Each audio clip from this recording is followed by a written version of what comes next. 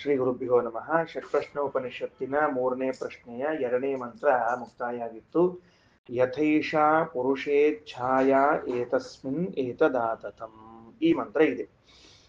ಅಂದ್ರ ಮಹಾ ಸಮರ್ಥರಾದ ಪ್ರಾಣದೇವರು ಕೂಡ ಅವರಿಗಿಂತಲೂ ಮಹಾ ಸಮರ್ಥನಾದ ಭಗವಂತನಿಂದ ಜನ್ಮಿಸಿದ್ದಾರೆ ಅನ್ನುವ ಅರ್ಥವನ್ನು ತಿಳಿಸ್ತಾರೆ. ಯಾಕಂದ್ರೆ ಪ್ರಾಣದೇವರು ಎಷ್ಟೇ ಸಮರ್ಥರಾಗಿದ್ದರೂ ಭಗವಂತನಿಗೆ ಅಧೀನರೇ ಆಗಿದ್ದಾರೆ.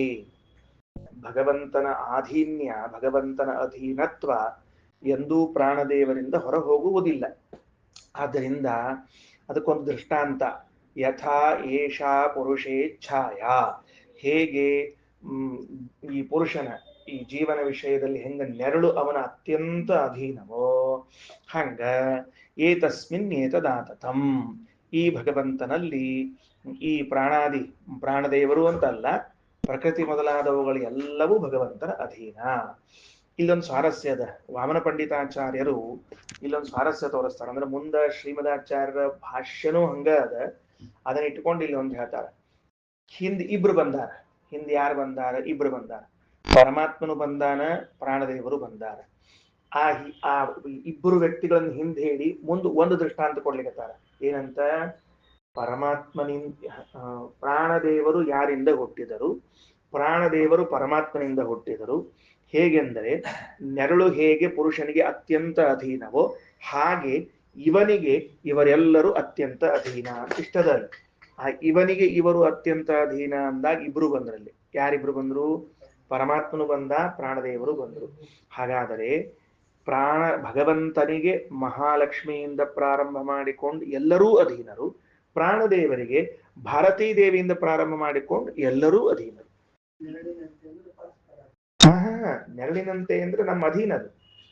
ಅಧೀನತ್ವಕ್ಕೆ ಹೇಳಿದ್ದು. ನಾವು ಎದ್ರ ಹೇಳ್ತದ, ಕೂತ್ರ ಕೂಡ್ತದ, ಹಂಗ ಅಧೀನಕ್ಕೆ ಹೇಳಿದ್ದು. ಪರಮಾತ್ಮನಿಗೆ ವಾಯುದೇವರು ಅಧೀನರು ನೆರಳಿನಂತೆ ಅಂತ ಹೇಳಿ. ಹೌದು, ಇಬ್ಬರು ಈಶ್ವರ ಇದ್ದೇ ಇದ್ದಾರೆ ನಮ್ಮಲ್ಲಿ. ಇಬ್ಬರು ಈಶ್ವರ ಇದ್ದೇ ಇದ್ದಾರೆ. ನಮಗ್ ಸುಪ್ರೀಮೋ ಅವರೇ, ವಾಯುದೇವ್ರೆ. ನಮಗ ಪರಮಾತ್ಮ ಬಹಳ ದೂರ ಇದ್ದಾನ. ಲಕ್ಷ್ಮೀದೇವಿ ಕೈಗೂ ನಿಲ್ಕಂಗಿಲ್ಲ ನಾವು. ಹಿಂಗಾಗಿ ಅವ್ನು ಬಹಳ ದೂರ ಇದ್ದಾನ. ಆಯ್ತಾ? ಆದ್ದರಿಂದ ಏತದಾತತಂ ಅನ್ನೋ ಶಬ್ದಕ್ಕೆ ಎರಡೂ ಅರ್ಥ ಮಾಡಿಕೊಳ್ಳಿಕ್ ಬರ್ತದೆ. ಅದ್ರ ಮುಂದೆ ಭಾಷೆ ನೋಡಿದಾಗ ನಿಮ್ಗೆ ಸ್ಪಷ್ಟ ಆಗ್ತದೆ. ಹೇಳ್ತೀನಿ ಮತ್ತೆ. ಅಂದ್ರ ಭಗವಂತನಿಗೆ ಅಧೀನವಾಗಿ ಸಮಗ್ರ ಜಗತ್ತು, ವಾಯುದೇವರಿಗೆ ಅಧೀನವಾಗಿ ಲಕ್ಷ್ಮೀನಾರಾಯಣರ ಬಿಟ್ಟು ಉಳಿದವರೆಲ್ಲರು. ಹಿಂಗ ಏತದಾತತಂ ಅನ್ನೋದನ್ನ ತಿಳ್ಕೊಳ್ಬೇಕು. ಅಧೀನತ್ವವನ್ನು ಜನನಲ್ಲ, ಎಲ್ಲಾನು ಅಷ್ಟು ಬರೇ ಜನನಲ್ಲ. ಸತ್ತಾ ಪ್ರವೃತ್ತಿ ಯಾರಿಗೆ? ವಾಯುದೇವರಿಗ, ಪರಮಾತ್ಮನಿಂದ ಎಲ್ಲವೂ ಪರಮಾತ್ಮನಿಂದಲೇ ಎಲ್ಲವೂ. ಮುಂದಿನ ಮಂತ್ರದ ಬರ್ತದ, ಪ್ರೇರಣಾ ಕೂಡ ಮಾಡ್ಬೇಕು. ಪ್ರೇರಣೆ ಮಾಡಿದ್ರೆ ಹೋಗ್ತಾರೆ, ಇಲ್ಲೇ ಇದ್ರಲ್ಲಿ ಕೆಲಸ ಇಲ್ಲ. ಸರಿ ನೋಡ್ರಿ, ಅದಕ್ಕ ಏತದಾತತಂ ಅಂತ ಹೇಳಿದರು. ಆತ್ಮ ಶಬ್ದ ಇದು ಅನೇಕಾರ್ಥ ಉಳ್ಳದ್ದಾದ್ರಿಂದ ಇಲ್ಲಿ ಯಾರನ್ನ ಹೇಳಿಕತಾರ ಅಂತ ಭ್ರಾಂತಿವಂದ್ರೆ ಆತ್ಮತಃ ಪರಮಾತ್ಮತಃ ಅನ್ನೋ ಅರ್ಥವನ್ನು ತಿಳಿಸಿಕೊಟ್ರು. ಸರಿ ಆಯ್ತಾ? Okay, right. ಇನ್ನು ಮುಂದೆ ಹೋಗೋಣ ಅಂತ. ಏನಾಯ್ತು? ಆ ಪ್ರಶ್ನೆ ಕೇಳಿದ್ರು ಅವರು. ಏನ್ ಪ್ರಶ್ನೆ ಕೇಳಿದ್ರು? ಈ ಶರೀರದಲ್ಲಿ ಅವರು ಹೇಗೆ ಬರ್ತಾರೆ ಅಂತ ಪ್ರಶ್ನೆ ಕೇಳಿದ್ರು ಅವರು. ಈ ಶರೀರದಲ್ಲಿ ಅವರು ಹೇಗೆ ಬರುತ್ತಾರೆ ಅಂತ. ಮನೋಕೃತೇನ ಆಯಾತಿ ಅಸ್ಮಿನ್ ಶರೀರೇ. ಏನದ ಇಲ್ಲಿ? ಬಹಳ ಚಂದ ನೋಡ್ರಿ. ಏನಂತ? ಮನೋಕೃತೇನ ಆಯಾತಿ ಅಸ್ಮಿನ್ ಶರೀರೇ. ಅದಕ್ಕೆ ಟೀಕಾಕತ್ವ ಅದ್ರ ಬರೀತಾರ. ಮನೋಕೃತೇನ ಅಂದ್ರೆ ಏನು ಅಂತಂದ್ರೆ, ಮನಃ ಅನ್ನೋ ಶಬ್ದಕ್ಕ ಪರಮಾತ್ಮ ಅಂತ ಅರ್ಥ ಅಂತ. ಮನಃ ಶಬ್ದಕ್ಕೆ ಅರ್ಥ ಏನು ಅಂದ್ರೆ ಪರಮಾತ್ಮ. ಮನಃ ಪರಂ ಬ್ರಹ್ಮ, ತತ್ಕೃತೇನ ತನ್ನಿಮಿತ್ತೇನ ತತ್ ಪ್ರೇರಣೆಯ ಇತಿ ಯಾವತ್ತು. ಸರಿ ಆಯ್ತೇನು? ಏನಾಯ್ತು? ಮನಃಕೃತೇನ ಅಂತ ಅನ್ನೋ ಶಬ್ದಕ್ಕೆ ಭಗವಂತನ ಪ್ರೇರಣೆಯಿಂದ ಪ್ರಾಣದೇವರು ಈ ದೇಹದಲ್ಲಿ ಬರ್ತಾರ. ಭಗವಂತ ಎಲ್ಲಿವರೆಗೆ ಪ್ರೇರಣೆ ಮಾಡ್ತಾನಂದ್ರೆ ಮಹಾಲಕ್ಷ್ಮಿಗೂ ಪ್ರೇರಣೆಯನ್ನ ಮಾಡ್ತಾನೆ. ಭಾರಿ ಸಾಮರ್ಥ್ಯ ಭಗವಂತನಿಗೆ. ಬರೇ ಪ್ರಾಣದೇವರಿಗೆ ಬ್ರಹ್ಮದೇವರಿಗೆ ಅಂತ ಅಲ್ಲೇ ಅಲ್ಲ, ನಿತ್ಯ ಮುಕ್ತಳಾದ ಮಹಾಲಕ್ಷ್ಮಿಗೂ ಕೂಡ ಯಾರು ಪ್ರೇರಣೆ ಮಾಡ್ತಾರ? ಭಗವಂತ ಪ್ರೇರಣೆಯನ್ನ ಮಾಡಿಯೇ ಮಾಡ್ತಾನೆ. ಅದನ್ನ ಅರ್ಥ ಮಾಡಿಕೊಳ್ರಿ. ಅದಕ್ಕೆ ಹೇಳಿದ್ರು ಮನಃ ಸಚಾಯಂ ಮನಃ ಆತ್ಮನಃ ಪ್ರಕೃತಸ್ಯ ಮನೋನಿಮಿತ್ತೇನೈತಿ ಇಚ್ಛೆಯಾವ. ಅಥವಾ ಇಚ್ಛೆಯಿಂದ, ಭಗವಂತನ ಇಚ್ಛೆಯಿಂದ ಇವರು ದೇಹದಲ್ಲಿ ಬರ್ತಾರೆ. ಭಗವಂತನ ಪ್ರೇರಣ, ಭಗವಂತನ ಇಚ್ಛೆ. ಹಂಗ ಭಗವಂತನ ಇಚ್ಛಾ ಮತ್ತು ಪ್ರೇರಣೆಗಳಿದ್ದದ್ದಕ್ಕೇನೆ ಏನ್ರಿ ಎಲ್ಲಿ ಬರ್ತಾರೆ ವಾಯುದೇವರು? ನಮ್ಮ ದೇಹದಲ್ಲಿ ಬರುತ್ತಾರೆ. ತಿಳಿತಾ? ಸರಿ, ಒಂದು ಬರ್ರಿ ಏನಂತಾರ ನೋಡ್ರಿ. ಮನಃಕೃತೇನ ಆಯಾತಿ. ಅಸ್ಮಿನ್ ಶರೀರೆ ಇಲ್ಲಿಗೆ ಬಂತು. ಏನಾಯ್ತು? ಎರಡು ಪ್ರಶ್ನೆಗೆ ಉತ್ತರ ಮುಗಿಯಿತು. ಏನಂತ? ಈ ಪ್ರಾಣದೇವರು ಯಾರಿಂದ ಹುಡುತ್ತಾರೆ? ಪರಮಾತ್ಮೆಯಿಂದ ಹುಡುತ್ತಾರೆ.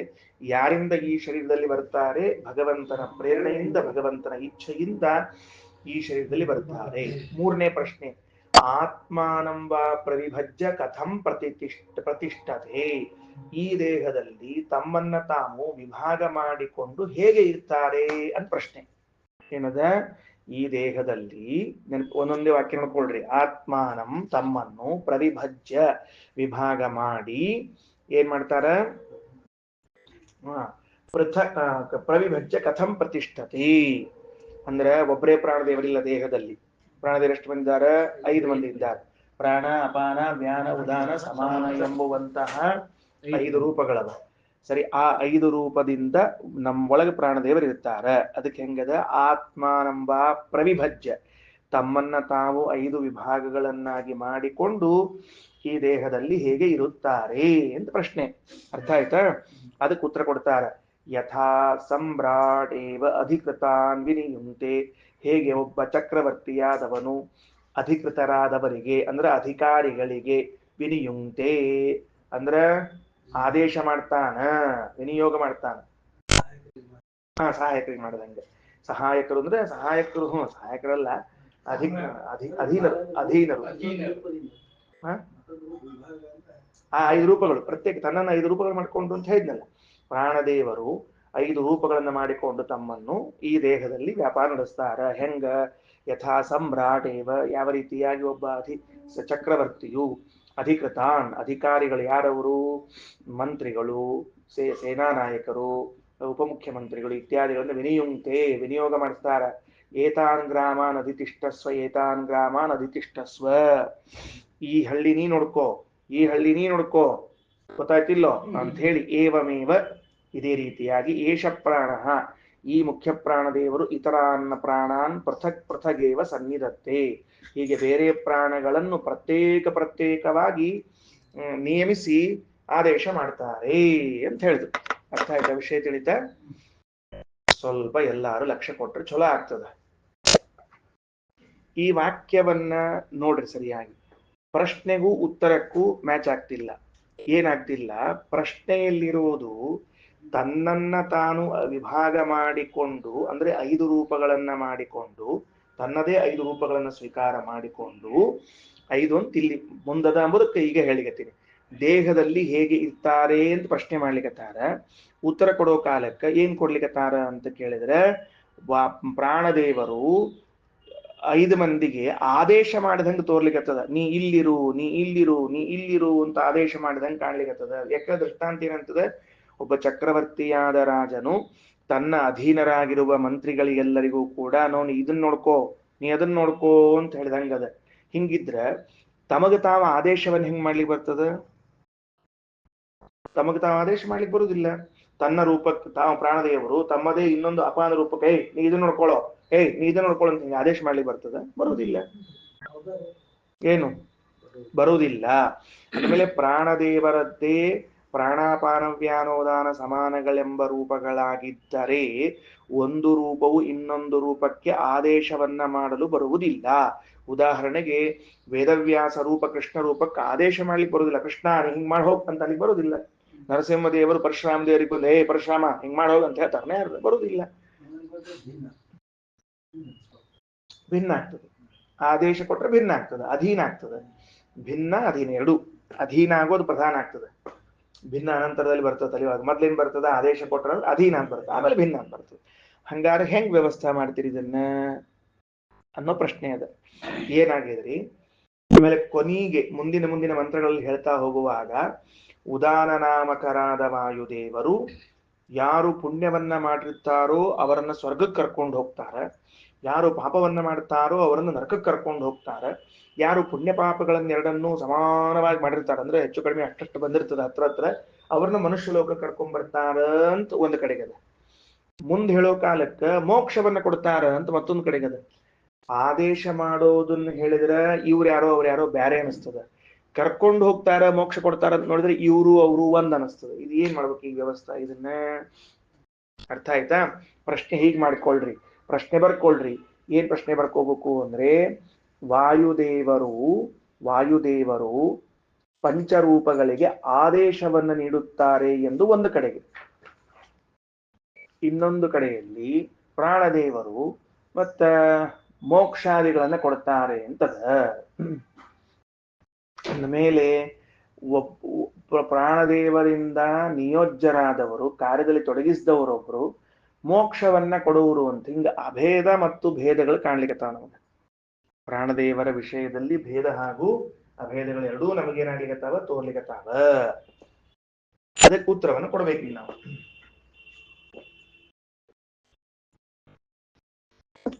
ಸರಿನಾ? ಮುಂದೆ ಹೋಗೋಣ. ಇಲ್ಲೊಂದು ರಹಸ್ಯವನ್ನು ನೋಡ್ರಿ. ಈಗ ಏನ್ ರಹಸ್ಯವನ್ನು ನೋಡ್ಬೇಕು ಅಂತಂದ್ರೆ, ಬ್ರಹ್ಮಸೂತ್ರ 2ನೇ ಅಧ್ಯಾಯದ 4ನೇ ಪಾದದ 13ನೇ ಸೂತ್ರವನ್ನು ನೋಡ್ಬೇಕೀಗ ನಾವು. ಅಂದ್ರ ಇಲ್ಲದ ಮುಂದೆ ಇಲ್ಲೇ ಭಾಷ್ಯದಲ್ಲೇ ಆಚಾರ್ಯರು ಪ್ರಭಂಜನೆ ಎನ್ನುವಂತಹ ಗ್ರಂಥವನ್ನು ಕೊಡ್ತಾರೆ. ಅದಕ್ಕೂ ಮೂಲತಃ ನಮಗೊಂದು ಕೆಲಸದ, ಸ್ವಲ್ಪ ಅದನ್ನ ನೋಡ್ಕೊಳ್ರಿ. ಬಹಳ ಚಂದದ, ಬಹಳ ಮಹತ್ವದ, ಬಹಳ ಚಂದ, ಬಹಳ ಮಹತ್ವದ್ದು. ಏನು? ಬ್ರಹ್ಮಸೂತ್ರ 2ನೇ ಅಧ್ಯಾಯ 4ನೇ ಪಾದದ 13ನೇ ಸೂತ್ರ. ಓಂ ಪಂಚವೃತ್ತಿ ಮನೋವದ್ ವ್ಯಪದಿಶ್ಯತೆ ಓಂ ಅಂತ ಸೂತ್ರ. ಏನ್ ಸೂತ್ರ ಅದು? ಓಂ ಪಂಚವೃತ್ತಿ ಮನೋವದ್ ವ್ಯಪದಿಶ್ಯತೆ ಅಂತ ಸೂತ್ರ ಅದ. ಏನು ಧೋಳ್ಕೇಳಾಚಾರ ಏನ್ ಸೂತ್ರ, ಏನ್ ಹೇಳ್ತದ ಅಲ್ಲಿ ಅಂತ ಕೇಳಿದಾಗ, ಸೂತ್ರ ಅವೆಲ್ಲ ವಿಷಯಗಳನ್ನು ಹೆಚ್ಚು ವಿವರಣೆ ಮಾಡುವುದಿಲ್ಲ, ಒಂದು ಅಂಶ ಮಾತ್ರ ಹೇಳ್ತೀನಿ. ಏನಂತಾರ ಅಂದ್ರ, ಪ್ರಾಣಾಪಾನವ್ಯಾನೋದಾನ ಸಮಾನ ಎನ್ನುವಂಥವರು ಮುಖ್ಯ ಪ್ರಾಣದೇವರಿಂದ ಹುಟ್ಟಿದ ಮುಖ್ಯ ಪ್ರಾಣದೇವರ ಮಕ್ಕಳಿದ್ದಾರೆ. ಯಾರಿದ್ದಾರೆ? ಪ್ರಾಣದೇವರಿಂದ ಹುಟ್ಟಿದ ಮಕ್ಕಳು 5 ಜನ ಇದ್ದಾರೆ, ನೆನಪಿಟ್ಟುಕೊಳ್ರಿ. ಅವರಿಗೆ ಹೆಸರು ಏನವ ಅಂದ್ರೆ ಪ್ರಾಣಾಪಾನವ್ಯಾನೋದಾನ ಸಮಾನ ಅಂತ ಹೆಸರವ.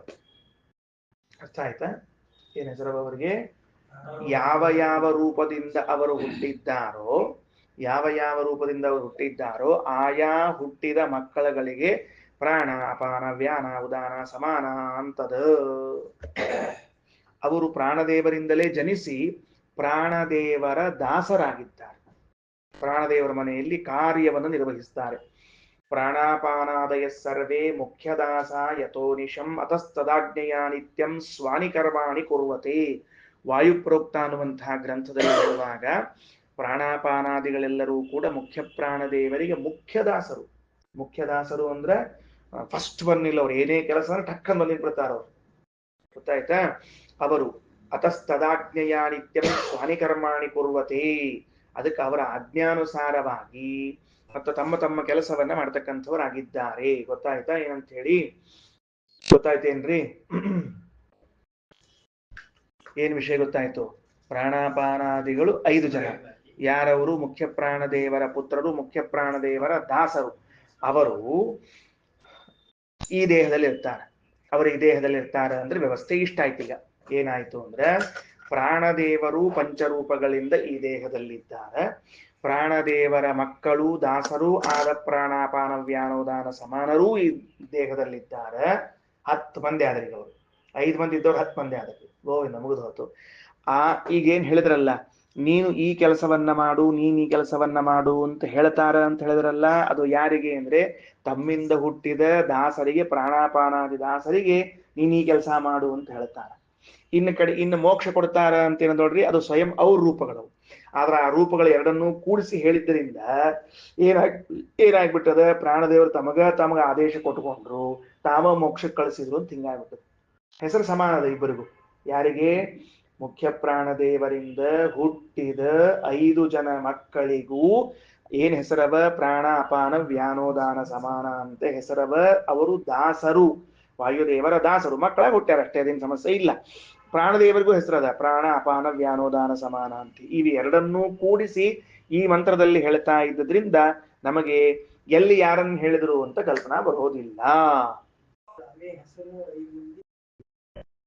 ಅದನ್ನೇ ಹೇಳಿದ್ನಲ್ರಿ ಮತ್ತೆ ಅವ ಹೆಸರನ್ನು 10 ಮಂದಿ ಆದ್ರಲ್ಲ ಮತ್ತೆ ಹಿಂಗ್ಯಾಕ ಪ್ರಾಣದೇವ್ರ 5 ರೂಪವ ಇವ್ರದ್ದು 5 ರೂಪ 10 ಮಂದಿ ಆದ್ರಲ್ಲ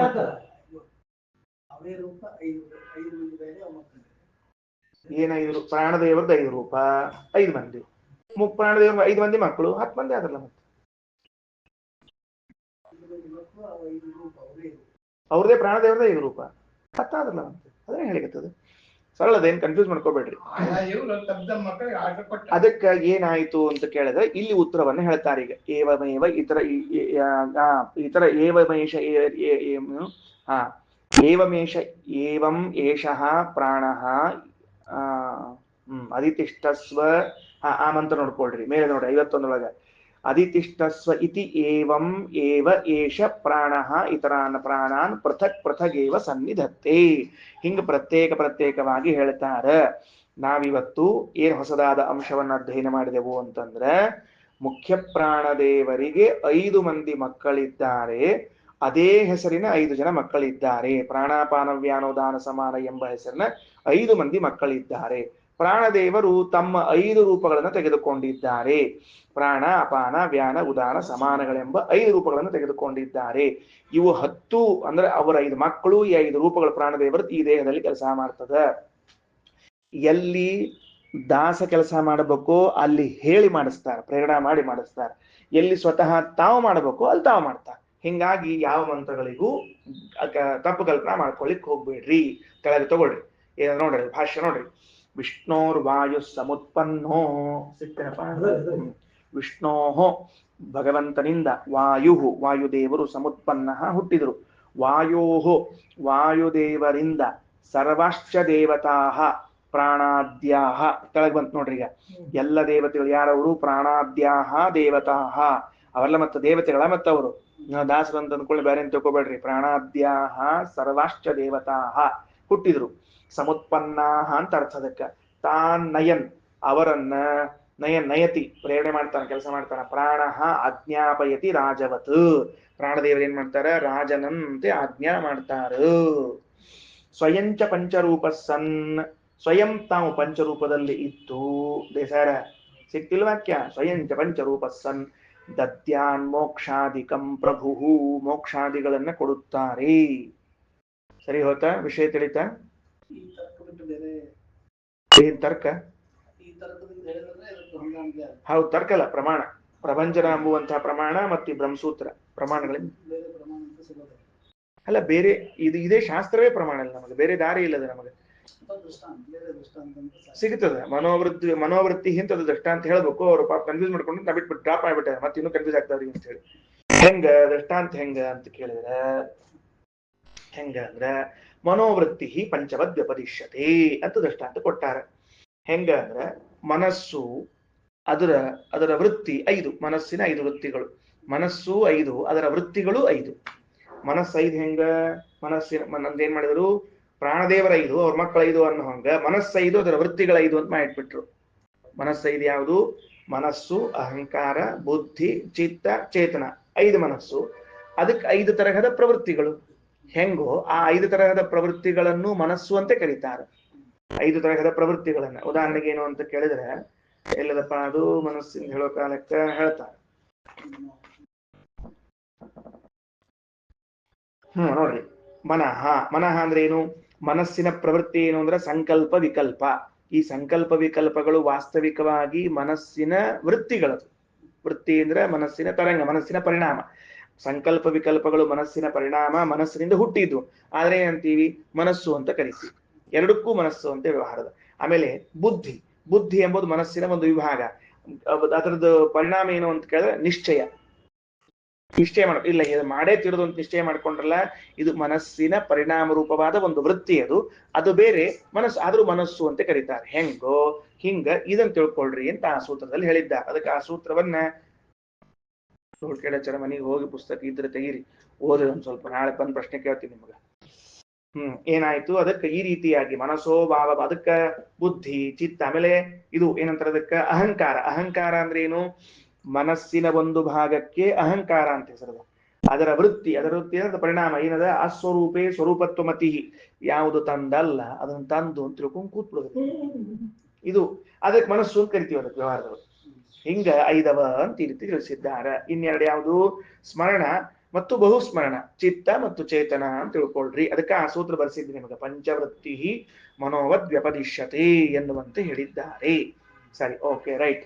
ಈಗ ಪ್ರಭಂಜನ ಎಂಬುವಂತಹ ಗ್ರಂಥ ಆಯಿತು. ಅದರಲ್ಲಿ ವಿಷ್ಣು ಒಟ್ಟಾರೆ ಇಷ್ಟು ತಿಳ್ಕೊಂಡ್ಬಿಡ್ರಿ. ಉಳಿದ ಎಲ್ಲಾ ಪ್ರಮಾಣ ಗ್ರಂಥಗಳು ಮತ್ತೊಂದು ಮುಗಿದೊಂದು ನಮಗ ಎವಿಡೆನ್ಸ್ಗಷ್ಟೇ. ಮುಖ್ಯ ವಿಷಯ ಏನು? ವಾಯುದೇವರು ಭಗವಂತನಿಂದ ಹುಟ್ಟಿ ಬಂದರು. ಆ ಭಗವಂತನಿಂದ ಹುಟ್ಟಿ ಬಂದ ವಾಯುದೇವರು ತಮ್ಮ 5 ರೂಪಗಳನ್ನು ಮಾಡಿಕೊಂಡ್ರು. ಪ್ರಾಣ ಅಪಾನ ವ್ಯಾನೋದಾನ ಸಮಾನಗಳೆಂಬ ತಮ್ಮದೇ ಆದ 5 ರೂಪಗಳು. ಅವರು ತಾವು ತಮ್ಮ ಹೆಸರಿನಿಂದಿರುವಂತಹ ಪುತ್ರರನ್ನು ದಾಸರನ್ನು ಹುಟ್ಟಿಸಿದರು. ಅವರ 5 ರೂಪಗಳು ದಾಸಪ್ರಾಣರು ಎಲ್ಲರೂ ಸೇರಿಕೊಂಡು ನಮ್ಮ ದೇಹದಲ್ಲಿ ಇದ್ದಾರೆ. ಇದ್ದು ಆ ಮುಖ್ಯ ಪ್ರಾಣದೇವರ ರೂಪಗಳಿಂದ ಈ ದಾಸಪ್ರಾಣರು ಆಜ್ಞಾವನ್ನು ತೆಗೆದುಕೊಂಡು ಆಜ್ಞೆಯನ್ನು ಪಡೆದುಕೊಂಡು ಕಾರ್ಯವನ್ನ ಮಾಡ್ತಾರೆ. ಹೆಂಗ? ಉದಾಹರಣೆಗೆ ಈ ದೇಹದಲ್ಲಿ ಇರ್ತಕ್ಕಂತಹ ಮತ್ತ ಮಲಮೂತ್ರಗಳನ್ನ ವಿಸರ್ಜನೆ ಮಾಡಬೇಕಾಗಿದೆ. ಮಲಮೂತ್ರ ವಿಸರ್ಜನೆ ಮಾಡಬೇಕಾದ್ರೆ ಪ್ರಾಣದೇವರು ಮಾಡ್ಬೇಕೇನ ಆ ಕೆಲಸನ್ನ. ಅದಕ್ಕೆ ಅಪಾನ ಎಂಬ ಹೆಸರಿನ ದಾಸ ಆತ ನಮ್ಮ ದೇಹದಲ್ಲಿ ಇದ್ದು ಏನ್ ಮಾಡ್ತಾನೆ? ಮಲಮೂತ್ರಗಳನ್ನ ಹೊರಗೆ ಹಾಕ್ತಾರೆ ಅವರು, ಆ ದೇವತೆ. ಅವರಲ್ಲಿ ಅಪಾನ ನಾಮಕ ವಾಯುದೇವರು ಇರ್ತಾರೆ. ಅದೇನು ಸಮಸ್ಯೆ ಇಲ್ಲ, ಹಂಗೆಲ್ಲಾ ಕಡೆ ಇದ್ದೇ ಇರ್ತಾರೆ ಎಂಬುದು ಉಂಟೆ ಉಂಟು. ಅಪಾನಗಾದ್ನೆ ಮಾಡ್ತಾರೆ. ಹೌದು, ಅದೇ ವಿಷಯ. 5 ರೂಪಗಳೇ ಅದನ್ನೇ ಅದಕ್ಕೆ ಹೊಂಚ್ಕೊಳ್ಳೋದಷ್ಟೇ. ಆ 5 ರೂಪಗಳು ಈ 5 ರೂಪಗಳಿಗೆ ಆದೇಶವನ್ನ ಮಾಡ್ತಾರೆ. ನಾಗ ಅಪಾನ ನಾಮಕ ವಾಯುದೇವರು ಅಪಾನಗೆ ಆದೇಶ ಮಾಡಿ ಮಲಮೂತ್ರಗಳನ್ನು ಹೊರಗೆ ಹಾಕಿಸ್ತಾರೆ. ಅದು ದಾಸ ಕೆಲಸ ಮಾಡ್ತಾರೆ.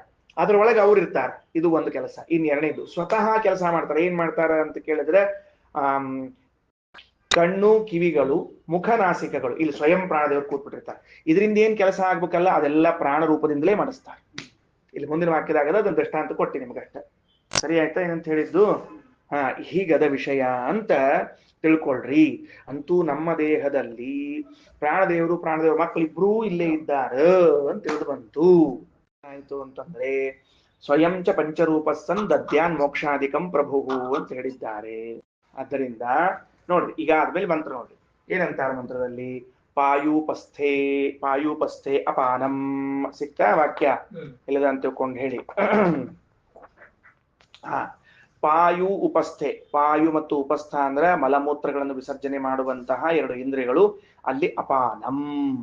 ಅಪಾನನನ್ನ ಏನ್ ಮಾಡ್ತಾರವರು ಅಂತಂದ್ರೆ ವಿನಿಯುಂಕ್ತೆ, ಆಜ್ಞೆ ಮಾಡ್ತಾರೆ. ಹೋಗು, ನೀನ ಕೆಲಸ ಮಾಡಿ ಹೋಗು ಅಂತ ತಿಳ್ಕೊಂಡು ಹೇಳ್ತಾರೆ. ಅಂದ್ರೆ ಆಶ್ಚರ್ಯ. ಪ್ರಾಣದೇವರ ಪುತ್ರರಾಗಿರುವ ದಾಸರಾಗಿರುವಂತಹ ಆ ವ್ಯಕ್ತಿಗಳು ನಮ್ಮ ದೇಹದಲ್ಲಿ ನಾವು ಹುಟ್ಟಿದ ದಿವಸದಿಂದ ಎಂದಿನವರೆಗೂ ಇಲ್ಲಿ ಬದುಕಿರ್ತೀವಿ, ಅಲ್ಲಿವರೆಗೂ ಆ ಕಾರ್ಯವನ್ನ ಬೇಸರ ಮಾಡಿಕೊಳ್ಳದೇ ಮಾಡ್ತಾರೆ. ಬೇಸರ ಅದು ವಿಷಯ. ಅದು ನೋಡ್ರಿ, ತಾಯಿ ಸತ್ಯಕ್ಕ ಒಂದು ಕೂಸಿಗೆ ಎಷ್ಟು ದಿವಸ ಮಲಮೂತ್ರ ತೊಳಿತಾಳೆ ಬೆಳಿತಾಳೆ ದೊಡ್ಡದಾಗೋ ತನಕ. ಆಮೇಲೆ 1 ವರ್ಷ 2 ವರ್ಷ ಬಡಿತಾಳೆ, ಹಾಕೊಂಡು ಹೋಗಡಿ ಕೂಡೋ ಅಂತ ಹೇಳಿ ಬಳಿ ಕಳಿಸ್ತಾಳೆ. ಆದ್ರೆ 1 ದಿವಸವೂ ಬೇಸರ ಮಾಡದೆ ಹೊರಗೆ ಹಾಕೋ ಕಾರ್ಯಕ್ರಮ ಮಾಡ್ಬೇಕು ಅಂದ್ರೆ ಎಷ್ಟು ಆಶ್ಚರ್ಯ. ಏನ್ ತಿಳಿತದಲ್ಲ? ಗುಡ್ ಬಾಯ್. ಅದರಿಂದ ಪಾಯೂಪಸ್ಥೆ ಅಪಾನಂ. ಇನ್ನು ಮುಂದೆ ಚಕ್ಷುಶ್ರೋತ್ರೇ ಮುಖನಾಸಿಕಾಭ್ಯಾಂ ಪ್ರಾಣ ಸ್ವಯಂ ಪ್ರತಿಷ್ಠತೆ. ನೋಡ್ರಿ, ಆ ಶಬ್ದನೇ ತಿಳಿಸ್ತದೆ. ಸ್ವಯಂ ಪ್ರತಿಷ್ಠತೆ ಅನ್ನುವ ಶಬ್ದಕ್ಕೆ ಅಂಡರ್ಲೈನ್ ಮಾಡ್ಕೊಳ್ರಿ. ತಾವಿದ್ದಾರ, ಬೇರೆ ಕೆಲ್ಸಕ್ಕ ಅವ್ರನ್ನ ಹಾಕ್ಯಾರ, ಹಿಂಗರ್ಥ ಅದಕ್ಕ. ಸ್ವಯಂ ಪ್ರತಿಷ್ಠತೆ ಏನು ಬೆಸ್ಟ್ ಆತ. ಮೇನ್ ಜಾಬಿಗೆ ಅವ್ರ ತರ ಹಾಕೊಂಡ್ರ, ಬಾಯಿಗೆ, ಕಿವಿಗೆ, ಕಣ್ಣಿಗೆ, ಮೂಗಿಗೆ ಅವ್ರು ಹಾಕೊಂಡ್ರ. ಮೇನ್ ಜಾಬ್ ಅಂದ್ರೆ ಮೇನ್ ಅಥವಾ ಜಾಬ್ಗೆ ಮೇನ್ ಜಾಬ್. ಬಾಕಿ ಜಾಬ್ಗೆ ಅವರೆಲ್ಲ ಮಕ್ಕಳಿಗೆ ಆರ್ಡರ್ ಮಾಡ್ತಾರೆ. Thank you. ಚಕ್ಷುಶ್ರೋತ್ರೇ ಅಂದ್ರೆ ಕಣ್ಣು ಮತ್ತು ಕಿವಿ. ಮುಖ ನಾಸಿಕಾಭ್ಯಾಂ, ಮುಖ ಅಂದ್ರೆ ಬಾಯಿ, ನಾಸಿಕ ಅಂದ್ರೆ ಮೂಗು, ಇವುಗಳಲ್ಲಿ ಪ್ರಾಣ ಸ್ವಯಂ ಪ್ರತಿಷ್ಠತೆ. ಅಂದ್ರೆ ಇದರಿಂದ ಆಗೋ ಎಲ್ಲಾ ಕೆಲಸಗಳನ್ನು ಪ್ರಾಣದೇವರೇ ಮಾಡ್ತಾರೆ ನೋಡ್ರಿ. ಕಣ್ಣಿನಿಂದ ಆಗುವ, ಕಿವಿಯಿಂದ ಆಗುವ, ಬಾಯಿಯಿಂದ ಆಗುವ, ಮೂಗಿನಿಂದ ಆಗುವ ಪ್ರತಿಯೊಂದು ಕೆಲಸವನ್ನು ಎಷ್ಟವ ಅಷ್ಟ. ನೀವು ಎಕ್ಸ್ಟ್ರಾ ಹೇಳ್ಬೇಡ್ರಿ. ಸ್ಪರ್ಶ ಇಲ್ಲ ನೋಡ್ರಲ್ಲಿ, ಅದಕ್ಕೆ ಎಷ್ಟವ ಅಷ್ಟ ಹೇಳ್ರಿ ಅಂತ ಹೇಳ್ಬೇಕು. ಮಧ್ಯೆ ಇದು ಸಮಾನ. ಇನ್ನು ಮುಂದೆ ಏನಾಗ್ತದ ಅಂದ್ರೆ ಮಧ್ಯದಲ್ಲಿ ಅಂದ್ರೆ ದೇಹದ ಮಧ್ಯಭಾಗದಲ್ಲಿ ಎಲ್ಲರೂ ಅದಕ್ಕ ಟೀಕಾರ ಬರೀತಾರೆ. ಮಧ್ಯ ಅಂದ್ರೆ ಎಲ್ಲಿ ಅಂತ ತಿಳ್ಕೊಬೇಕ್ರಿ? ಹೃದಯದೊಳಗೆ ಅಂತ ತಿಳ್ಕೊಬೇಕು, ಹೊಟ್ಯಾಗ ಅಂತ ತಿಳ್ಕೊಬೇಕು, ಎಲ್ಲಿ ತಿಳ್ಕೊಬೇಕು ಅಂದ್ರೆ ಬಟಾಟೆ ಕೇಳಿಲ್ಲಿ ಪ್ರಾಣ ಅಪಾನಗಳ ಮಧ್ಯದಲ್ಲಿ. ಪ್ರಾಣದೇವರು ಮುಖದಲ್ಲಿದ್ದಾರೆ, ಅಪಾನ ಕೆಳಗಿದ್ದಾರೆ, ಅವರ ಮಧ್ಯದಲ್ಲಿ ಅಂತ ಅರ್ಥ. ಈಗ ಅದಕ್ಕೆ ಮಧ್ಯ ಅಂದ್ರೆ ನಿನ್ ತಿಳ್ಕೊಂಡ್ ಮಧ್ಯ ಅಲ್ಲದು. ಪ್ರಾಣದೇವರಲ್ಲಿದ್ದಾರೆ, ಮುಖದಲ್ಲಿದ್ದಾರೆ, ಅಪಾನ ಇದ್ದಾರೆ, ಹಿಂದಿದ್ದಾರೆ, ಈ ಕೆಳಗಿದ್ದಾರೆ, ಅವರ ಮಧ್ಯದಲ್ಲಿ ಅಂತ ತಿಳ್ಕೋಬೇಕು. ಅವರ ಮಧ್ಯದಲ್ಲಿ ಯಾರಿದ್ದಾರೆ? ಸಮಾನ ನಾಮಕರಿದ್ದಾರೆ. ಅಂದ್ರೆ ಸ್ವಯಂ ಸಮಾನ ನಾಮಕ ವಾಯುದೇವರು ಸಮಾನನಲ್ಲಿ ಇದ್ದು, ಇಲ್ಲಿ ಎರಡು ಕೆಲಸ ಮತ್ತೀಗ. ಸ್ವಯಂ ಸಮಾನ ನಾಮಕ ವಾಯುದೇವರು ಸಮಾನಲ್ಲಿ ಇದ್ದು ಅಂದ್ರೆ ನಾಭಿ ದೇಶದಲ್ಲಿ ಅಂತ ಟೀಕಾರರು ಬರೀತಾರೆ. ಸಮಾನ ಎಲ್ಲಿದ್ದಾನ ಅಂತ ಕೇಳಿದ್ರೆ ಹೊಕ್ಕಳಲ್ಲಿ ಇದ್ದಾನ. ತಿಳಿತಾ? ಏನ್ ಮುಂದೆ ಏನ್ ಮಾಡ್ತಾನೆ ಕುತ್ಕೊಂಡು ನಾವು ಕೆಲಸನ ಅಂದ್ರೆ ಏನ್ರಿ ಎಲ್ಲಿದ್ದಾರೆ ಅವರು? ನಾಭಿ ಪ್ರದೇಶ. ಏನ್ ಮಾಡಲು ಕುತ್ಕೊಂಡು ಸಮಾನ ವಾಯುದೇವರು? ಎಷ್ಟು ವಿಚಿತ್ರದ ಅಂತಂದ್ರ ನಮಗ ನೋಡ್ರಿ, ನಾವೆಲ್ಲಿದ್ದೀವಿ ಅಂತ ಒಂದು ಪ್ರಶ್ನೆ ಬೇಕೀಗ. ನೀವೆಲ್ಲಿದ್ದೀರಿ? ಹೃದಯದಲ್ಲಿದ್ದೀರಿ. ನೀವು ಹೃದಯದಲ್ಲಿದ್ದೀರಿ. ಸಮಾನ ನಾಮಕ ವಾಯುದೇವರಿದ್ದಾರೆ, ನಾವಿಗಳಿದ್ದಾರೆ. ಪ್ರಾಣದೇವರಿದ್ದಾರೆ, ಮುಖದಾಗಿದ್ದಾರೆ. ಅಪಾನ ವಾಯುದೇವರಿದ್ದಾರೆ, ಕೆಳಗಿದ್ದಾರೆ. ಒಬ್ಬೊಬ್ರು ಒಂದ್ ಕಡೆ ಕೂಡ್ಸಿದ್ರೆ ಏನ್ ಮುಂದೆ ಒಂದ್ ಕಡೆ ಕೂಡಿ ಬರ್ತಾ ಇಲ್ಲ ಊಟಕ್ಕ. ಅದಕ್ಕ ಏನು ಜೀವನಾದರೂ ಹೃದಯದಲ್ಲಿ ಇದ್ದಾನೆ. ಹೃದಯದಲ್ಲಿದ್ದ ಜೀವನಿಗೆ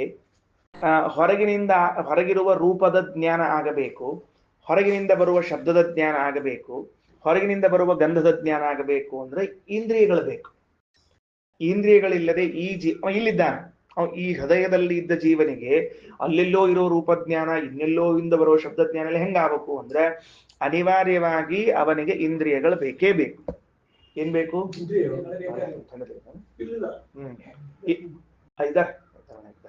ಇಂದ್ರಿಯಗಳು ಬೇಕು.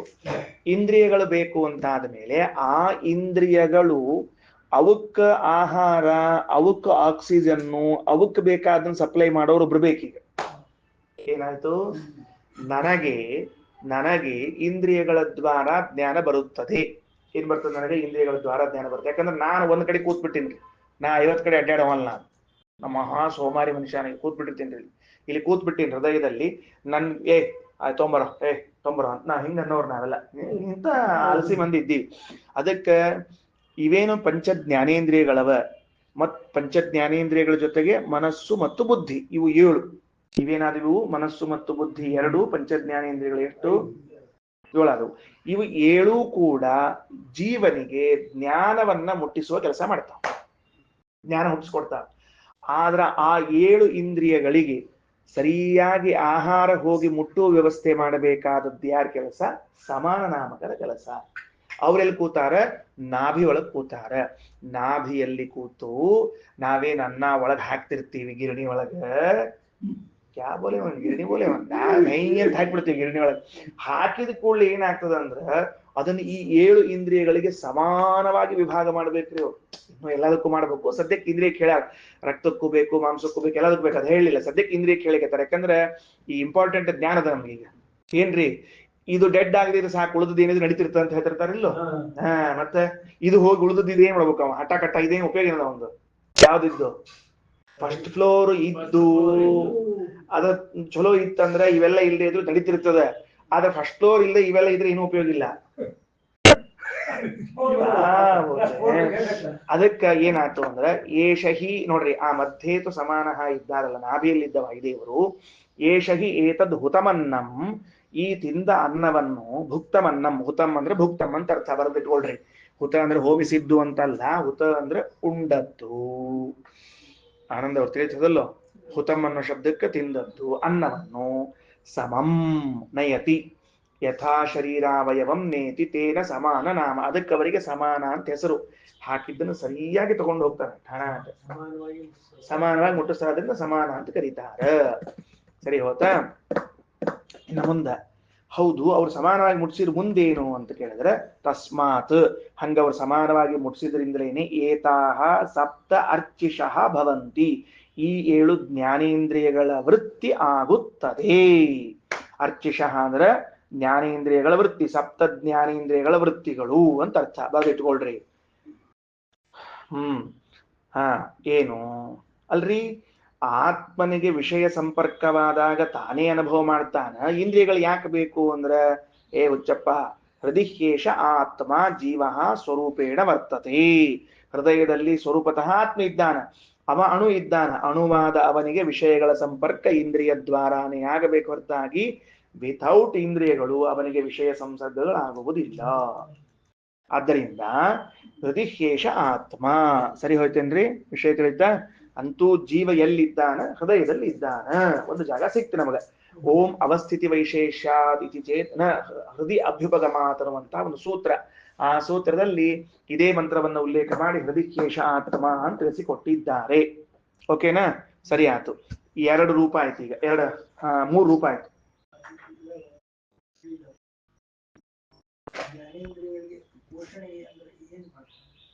ಅವು ಇಂದ್ರಿಯಗಳು ಈಗ ಹೆಂಗ ದೇಹದಲ್ಲಿ ಮಾಂಸ ಬೆಳಿಬೇಕು, ರಕ್ತ ಬೆಳಿಬೇಕು, ಎಲುಬುಗಳು ಬೆಳಿಬೇಕು, ಹಂಗೆ ಇಂದ್ರಿಯಗಳಿಗೂ ಕೂಡ ಬೆಳವಣಿಗೆ ಬೇಕಲ್ಲ. ಮತ್ತೆ ಅದು ಇಂದ್ರಿಯ ಅದಕ್ಕ ಗ್ರಹಣ ಮಾಡುವ ಶಕ್ತಿ ಅಥವಾ ಅದನ್ನ ಮತ್ತೆ ಮುಟ್ಟಿಸುವ ಶಕ್ತಿಗಳೇನ್ ಬೇಕು ಅದನ್ನೆಲ್ಲ ಕೊಡ್ತದೆ. ಅದು ವಿಜ್ಞಾನದ ಕೆಲಸ. ನಮ್ಗೆ ಗೊತ್ತಾಗಲ್ಲ ಹೆಂಗೆ ಏನ್ ಮಾಡ್ತದೆ ಗೊತ್ತಾಗಲ್ಲ. ಈಗ ನೀವು ಉಪವಾಸ ಮಾಡ್ರಿ, 10 ದಿವಸ ಉಪವಾಸ ಮಾಡಿದ್ರಿ ಅಂತ ಇಟ್ಕೊಡ್ರಿ. 11ನೇ ದಿವಸಕ್ಕೆ ನಿಮ್ ಕಣ್ ಕಾಣಿಸ್ತಾರ್ದಂಗೆ ಆಗ್ತದೆ, ಕಿವಿ ಕೇಳಿಸ್ತಾರ. ಯಾಕಾತು ಅಂತ ಪ್ರಶ್ನೆ ಕೇಳಿದ್ರೆ ಯಾಕಾತು ಅಂತ ಕೇಳ್ತಾರ ಅಂತ ಇಟ್ಕೊಡ್ರಿ. 8 ದಿವಸದಿಂದ ಉಪವಾಸ ಮಾಡಿದವ ಅವ್ನ್ ನಡಿಲಿಕ್ಕೆ ಬರವಲ್ತಾವ. ಯಾಕೆ ನಡಿಲಿಕ್ಕೆ ಬರವಲ್ತು ಅಂತ ಕೇಳ್ರಿ. ಅವ್ನಿಗೆ ಅನ್ನ ಇಲ್ಲ. ಹಂಗಾರ ಅನ್ನ ಆ ಇಂದ್ರಿಯಕ್ಕ ನಡೆಯೋ ಶಕ್ತಿ ಕೊಟ್ಟಿತ್ತು, ಕೇಳಿಸೋ ಶಕ್ತಿ ಕೊಟ್ಟಿತ್ತು, ಮೂಸೋ ಶಕ್ತಿ ಕೊಟ್ಟಿತ್ತು. ಈ ಕೆಲಸ ಪ್ರೊಸೀಜರ್ ಹೆಂಗ ನಂಗೆ ಗೊತ್ತಿಲ್ಲ. ವಿಷಯ ಇಷ್ಟು ಆದ್ರೆ ಹೇಳಿದ್ದೇನೆ ಮತ್ತೆ ಆಗಲೇ 7 ಪ್ರತ್ಯೇಕ ಹೇಳ್ಯಾರ. ಉಳಿದು ಎಲ್ಲದಕ್ಕೂ ಬೇಕಂತ ಹೇಳ್ಕೊಂಡೆ ಬಂದಲ್ಲ. ಹೌದು, ಎಲ್ಲದಕ್ಕೂ ದೇಹಕ್ಕೆ ಬೇಕೇ ಬೇಕು. ಸಮಾನ ನಾಮಕವಾಗಿದ್ರೆ ಇಡೀ ದೇಹಕ್ಕೆ ಸಮಾನ ಅಂತಾರ. ಇದು ಜ್ಞಾನ ಪ್ರಕರಣ ಇದ್ದಕ್ಕೆ ಜ್ಞಾನಕ್ಕೆ ಅಂತ ಹೇಳಿದ್ರು. ಇಲ್ಲ, ಇಂದ್ರಿಯ ದೇಹ ಸಂಪೂರ್ಣವಾದ ದೇಹಕ್ಕೇನೆ ಬೇಕು. ಈಗ ಇಂದ್ರಿಯಗಳ ಪ್ರಸಂಗದ ಇಂದ್ರಿಯಗಳು ಹೇಳಿಕೆ ಅಷ್ಟೇ. ಹೃದಯದಲ್ಲಿ ಜೀವನಿದ್ದಾನೆ ಅಂದ್ರೆ ಇವ ಹೃದಯದಲ್ಲಿದ್ದಾನ, ವಿಷಯಗಳು ಹೊರಗವ. ಈ ಆತ್ಮನಿಗೆ ವಿಷಯಗಳ ಸಂಪರ್ಕ ಆಗ್ಬೇಕಾದ್ರೆ ಇಂದ್ರಿಯಗಳು ಬೇಕೇ ಬೇಕು. ಇಂದ್ರಿಯಗಳಿಲ್ಲದೆ ಅವನಿಗೆ ಸಂಪರ್ಕ ಆಗುದಿಲ್ಲ. ಹೆಂಗಾಗಬೇಕು? ಈಗ ಉದಾಹರಣೆಗೆ ನಾನು ಅಲ್ಲಿ ದೇವ್ರನ್ನ ಕೂತೀನಿ, ನೀವು ಇಲ್ಲಿ ಹೊರಗೆ ಕೂತೀರಿ. ನೀವು ಬಂದದ್ದು ನಮ್ಗೆ ಹೆಂಗ್ ಗೊತ್ತಾಗಬೇಕು? ಕಾಲಿಂಗ್ ಬೆಲ್ ಒತ್ತಿದ ಮೇಲೆ ಗೊತ್ತಾಗಬೇಕು ನನಗೆ. ಹಂಗಿತ್ತು. ಅರ್ಥ ಆಯ್ತಾ? ಸರಿ, ಮುಂದೆ ಹೋಗೋಣ ಬರ್ರಿ. ಏನಂತಾರ ನೋಡ್ರಿ, ಹೃದಿಹ್ಯೇಷ ಆತ್ಮ ಅಂತ ಆಯ್ತು. ಈಗ ಇದ್ರ ಮೇಲೆ ಒಂದು ಮತ್ತೆ ಹೊಸ ವಿಷಯ. ಈಗ ಏನ್ ಹೊಸ ವಿಷಯ ಅಂತ ಕೇಳಿದ್ರೆ, ಈಗ ಅಪಾನ ನಾಮಕರು, ಪ್ರಾಣ ಮತ್ತು ಸಮಾನ 3 ಮಂದಿ ಬಂದ್ರಿ. ಈಗ ವ್ಯಾನ ಉದಾನ ಇಬ್ಬರ ಕೆಲಸ ಏನು ಅದನ್ನ ಹೇಳ್ಬೇಕಾಗಿದೆ. ಅದನ್ನ ಹೇಳಿ ಹೊರಟಾರ ನೋಡ್ರಿ. ಅತ್ರ ಏತತ್ ಏಕಶತಂ ನಾಡೀನಾಂ ತಗೊಳ್ರಪ್ಪ. ಇಲ್ಲಿ ಏಕಶತಂ ನಾಡೀನಾಂ ನಮ್ಮ ದೇಹದಲ್ಲಿ ಪ್ರಧಾನವಾಗಿ 101 ಏಕಶತ ಪ್ರಧಾನವಾಗಿ ಏನಾಗ್ಯಾವ? ಅತ್ರ ಏತದ್ ಏಕಶತಂ ನಾಡೀನಾಂ. ಮುಂದ ತಾಸಾಂ ಶತಂ ಏಕೈಕಸ್ಯಾಂ ದ್ವಾಸಪ್ತತಿಂ ಪ್ರತಿಶಾಖಾ ನಾಡಿ ಸಹಸ್ರಾಣಿ. ಅವುಗಳಿಗೆ ಮತ್ತೆ 100 ತಿಳಿತೇನು? ಯಾವ್ದಕ್ಕೆ ಅಂತ ತಿಳ್ಕೊಂಡಿಟ್ಕೊಳ್ರಿ ಅಷ್ಟೇ. 101 101 ನಾಡಿಗೂ ಪ್ರತಿಯೊಂದಕ್ಕೂ ಎಷ್ಟವ ಅಂದ್ರೆ 100 ಅವ. ಎಷ್ಟಾದವು? 100 10,000 ಆಯ್ತು. ಆತಿಲ್ಲೋ? 10,000 ಆಯ್ತು. ಏನ್ರಿ ಮತ್ತ ಮಹೇಶಾಚಾರ 10,000 ಆಯ್ತು ಕಡಿಮೆ ಆಯ್ತು? 10,010 ಆತ. ಒಂದಕ್ಕೆ 100. ಮತ್ತೆ 10,010 ಅಂದ್ರೆ ಹೆಂಗ್ರಿ ಸರ್? 10,100 ಆಗ್ಬೇಕು. ಯಾ ಸಾಬ ಏಕೋ ಸೋಸೋ ಬೋಲೆ. ಅದಕ್ಕೆ 10,100 ಆತಿಗ. ಇವೇನಾಗ್ಬೇಕು? ಈಗ 10,100 ಇದ್ದದ್ದು ಅಂದ್ರೆ 72,000 ಆಗ್ಬೇಕ್ರಿ ಈಗ ಮುಂದೆ. ಅಂದ್ರೆ ಅದಕ್ ಮತ್ತೆ ಉಪನಾಡಿಗಳವ ಅಂತ ಅರ್ಥ. ಅದಕ್ಕೆ ಉಪನಾಡಿಗಳವ. ಅವೆಲ್ಲ ಸೇರಿಕೊಂಡು ಒಟ್ಟು ದೇಹದಾಗ ಎಷ್ಟಾದವು? 72,000 ನಾಡಿಗಳಾಗ್ಯಾವ. ಇಲ್ಲಿ ಅಷ್ಟೇ ಹೇಳ್ಯಾರ, ಅಷ್ಟೇ ಹೇಳಿಕತ್ತೀನಿ. ಉಳಿದ ನಾಡಿಗಳ ವಿಭಾಗ ಹೇಳಿಲ್ಲ, ಮುಂದೆ ಬರ್ತದ. ಬೇರೆ ಉಪನಿಷತ್ನ್ಯಾಗ ಬರ್ತ ಅಲ್ಲಿ ಹೇಳೋಣಂತ. ಸರಿನಾ? ನೋಡ್ರಿ ಏನಾತು? ಅತ್ರ ಏತತ್ ಏಕಶತಂ ನಾಡೀನಾಂ ತಾಸಾಂ ಶತಂ ಏಕೈಕಸ್ಯಾಂ ದ್ವಾಸಪ್ತತಿಂ ಪ್ರತಿಶಾಖಾ ನಾಡಿ ಸಹಸ್ರಾಣಿ ಆಸು. ಏನಪ್ಪಾ ವಿಧಾನ ಲೆಕ್ಕ ಬರ್ಕೊಂಡೇನು? ಹೆಂಗ್ ಬರ್ಕೊಂಡು ಹೇಳು. 101 ನಾಡಿಗಳೇ ಪ್ರಧಾನವಾಗಿವೆ. ನಮ್ಮ ದೇಹದಲ್ಲಿ ಅವುಗಳಿಗೆ ಮತ್ತೆ 100 ಆಗಿ 10,100 ಆಗಿತ್ತು. ಅವುಗೆ ಉಪನಾಡಿಗಳಾಗಿ ಇವು 72,000 ಆಗಬೇಕು.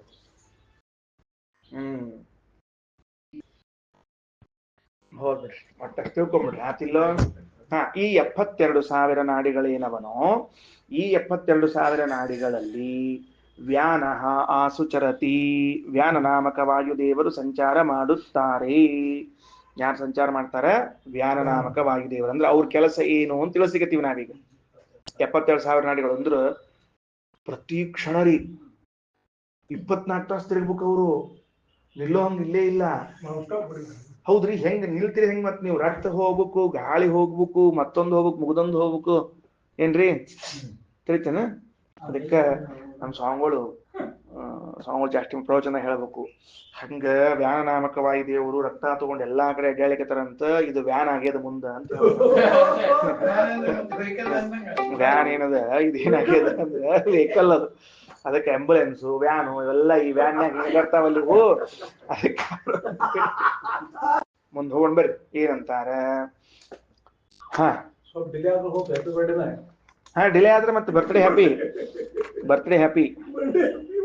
ಸರಿ, ಮುಂದೆ ನೋಡ್ರಿ. ಈಗ ವ್ಯಾನಶ್ಚರತಿ. ಇನ್ನ ಅಥ ಏಕಯ ಊರ್ಧ್ವಂ ಉದಾನಃ. ಇನ್ನ ಅದರಲ್ಲಿ ಒಂದು ನಾಡಿ ಅದ, ಅದು ಯಾವುದು ಅಂದ್ರೆ ಸುಷುಮ್ನಾ ನಾಡಿ. ಊರ್ಧ್ವಂ ಮೇಲಕ್ಕೆ, ಉದಾನಃ ಪುಣ್ಯೇನ ಪುಣ್ಯಂ ಲೋಕಂ ನಯತಿ ಪಾಪೇನ ಪಾಪಂ. ಆ ಉದಾನ ನಾಮಕ ವಾಯುದೇವರು ಈ ಜೀವನನ್ನು ಕರೆದುಕೊಂಡು ಸುಷುಮ್ನಾ ನಾಡಿಯ ಮೂಲಕ ಹೊರ ಹೋಗ್ತಾರೆ. ಅವ ಇಡೀ ಜನ್ಮ ಪೂರ್ತಿ ಪುಣ್ಯ ಮಾಡಿದ್ದ ಅಂದ್ರೆ ಪುಣ್ಯಲೋಕಕ್ಕೆ ಅದೇ ಎಲ್ಲಿಂದ ಹೋಗ್ತಾರೆ ಹೋಗ್ಲಿ, ಅದು ಹೇಳಿಲ್ಲಿ ಪುಣ್ಯಲೋಕಕ್ಕೆ. ಪಾಪ ಮಾಡಿದ್ರೆ ನರಕಾದ್ಯರ್ಥಗಳಿಗೆ. ಉಭಾಭ್ಯಾಮೇವ ಮನುಷ್ಯ ಲೋಕಂ. ಪುಣ್ಯ ಪಾಪಗಳು ಹೆಚ್ಚೆಚ್ಚು ಹತ್ರ ಸಮ ಬಂದಿದ್ವು ಅಂತಂದ್ರೆ ಮನುಷ್ಯ ಲೋಕ ಕರ್ಕೊಂಡ್ ಬರ್ತಾರ. 50-50 ಅದ. ಇಷ್ಟು ವ್ಯವಸ್ಥಾ ಅರ್ಥ ಆಯ್ತೇನ್ರಿ ಎಲ್ಲರಿಗೂ? ಏನಂತ ಹೇಳಿದ್ದು ಅಂತೂ ಏನ್ ಬಂತೀಗ ಅಂದ್ರೆ, ಪ್ರಾಣದೇವರು ಭಗವಂತನಿಂದ ಹುಟ್ಟುತ್ತಾರೆ. ಆ ಪ್ರಾಣದೇವರು ಭಗವಂತನಿಗೆ ಅಧೀನರಾಗಿದ್ದಾರೆ. ಆ ಪ್ರಾಣದೇವರು ಭಗವಂತನ ಪ್ರೇರಣೆಯಿಂದ ನಮ್ಮ ಶರೀರದಲ್ಲಿ ಪ್ರವೇಶ ಮಾಡ್ತಾರೆ. ಮಾಡಿದ ಪ್ರಾಣದೇವರು ತಮ್ಮನ್ನು 5 ಭಾಗ ಮಾಡಿಕೊಳ್ತಾರೆ. ಮೊದಲು ಆ 5 ರೂಪಗಳು ಪ್ರಾಣ, ಅಪಾನ, ವ್ಯಾನ, ಉದಾನ, ಸಮಾನವೆಂಬುದಾಗಿ. ಆ 5 ರೂಪಗಳಿಗೆ 5 ಪುತ್ರರಿದ್ದಾರೆ. ಆ 5 ಪುತ್ರರಿಗೂ ಪ್ರಾಣ, ಅಪಾನ, ವ್ಯಾನೋದಾನ, ಸಮಾನ ಎಂಬ ಹೆಸರೇ ಇದೆ. ಆ ಹೆಸರಿನ ಮಕ್ಕಳನ್ನು ದೇಹದಲ್ಲಿ ಒಂದೊಂದು ಕೆಲಸಗಳಲ್ಲಿ ತೊಡಗಿಸಿ ಅವರಲ್ಲಿ ತಾವು ನಿಂತುಕೊಂಡು ಕೆಲಸ ಮಾಡ್ತಾರೆ. ಮುಖ್ಯ ಕಾರ್ಯಗಳನ್ನ ಮುಖ್ಯ ರೂಪದಲ್ಲಿ ತಾವೇ ಮಾಡ್ತಾರೆ. ಅಮುಖ್ಯವಾದ ಸಾಧಾರಣವಾದ ಕಾರ್ಯವನ್ನು ತಮ್ಮ ಮಕ್ಕಳಾದ ದಾಸರಾದವರ ಕಡೆಯಿಂದ ಮಾಡಿಸ್ತಾರೆ. ಅಪಾನ ನಾಮಕ ದಾಸಪ್ರಾಣನಿಂದ ಮಲಮೂತ್ರಗಳ ವಿಸರ್ಜನೆಯನ್ನು ಮಾಡಿಸ್ತಾರೆ. ತಾವು ಒಳಗಡೆ ಇರ್ತಾರೆ. ಕಣ್ಣು, ಕಿವಿ, ಮುಖ ಮತ್ತು ಮೂಗುಗಳಲ್ಲಿ ಸ್ವಯಂ ಪ್ರಾಣದೇವರಿರ್ತಾರೆ. ಅದರಿಂದ ಆಗುವಂತಹ ಕೆಲಸವನ್ನ ಮಾಡ್ತಾರೆ. ಅದಕ್ಕೆ ನಾವು ಪ್ರಾಣದೇವರಲ್ಲಿ ಕೇಳ್ಕೊಳ್ಬೇಕು. ಏನ್ ಕೇಳ್ಕೋಬೇಕು? ಮಹೇಶಾಚಾರ್ಯ ಪ್ರಾಣದೇವರಲ್ಲಿ ಏನ್ ಕೇಳ್ಕೋಬೇಕು?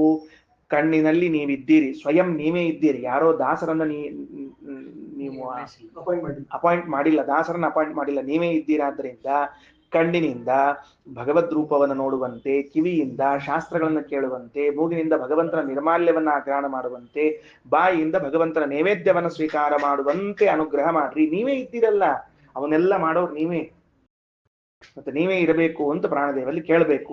ಮಧ್ಯೇತು ಸಮಾನಃ. ಆ ನಾಭಿಯಲ್ಲಿ ಇದ್ದ ಸಮಾನ ನಾಮಕ ವಾಯುದೇವರು ನಾವು ತಿಂದಿರುವ ಆಹಾರವನ್ನ ಸಮಾನವಾಗಿ ಇಂದ್ರಿಯಗಳಿಗೂ ದೇಹಕ್ಕೂ ಹರಿಸ್ತಾರೆ. ಆ ಇಂದ್ರಿಯಗಳು ಈ ಅನ್ನದಿಂದ ಶಕ್ತಿಯನ್ನ ಪಡೆದುಕೊಂಡೇ ನಮಗೆ ಜ್ಞಾನವನ್ನ ಉಂಟು ಮಾಡ್ತಾವ. ಆ ಜೀವ ಅಣುವಾಗಿದ್ದಾನ, ಹೃದಯದಲ್ಲಿ ಇದ್ದಾನಾದ್ದರಿಂದ ಈ ದೇಹದಲ್ಲಿ 72,000 ನಾಡಿಗಳಿವೆ. ಆ ನಾಡಿಗಳಲ್ಲಿ ವ್ಯಾನ ನಾಮಕ ವಾಯುದೇವರು ರಕ್ತವನ್ನ ತೆಗೆದುಕೊಂಡು ಸರ ಸರ ಸರ ಸರ ಅಂತ ನಮ್ಮ 100 ವರ್ಷದ ಆಯಸ್ಸಿನವರೆಗೂ ಸಂಚಾರ ಮಾಡ್ತಿರ್ತಾರೆ. ಬೇಜಾರೇ ಮಾಡ್ಕೊಳ್ಳೋದಿಲ್ಲ. ಉದಾನ ನಾಮಕ ವಾಯುದೇವರು ನಾವು ಮಾಡಿದ ಕೊನೆ ಕಾಲಕ್ಕೆ ನಾವು ಮಾಡಿದ ಪುಣ್ಯದ ಪ್ರಭಾವದಿಂದ ಪುಣ್ಯ ಲೋಕಕ್ಕೋ, ಪಾಪದ ಪ್ರಭಾವದಿಂದ ಪಾಪಲೋಕಕ್ಕೋ ಸಮಾನವಾದ ಪುಣ್ಯ ಪಾಪಗಳನ್ನ ಮಾಡಿದ್ದಾರೆ ಮನುಷ್ಯ ಲೋಕಕ್ಕೋ ಕರೆದುಕೊಂಡು ಬರ್ತಾರೆ. ಶ್ರೀಕೃಷ್ಣಾರ್ಪಣಮಸ್ತು.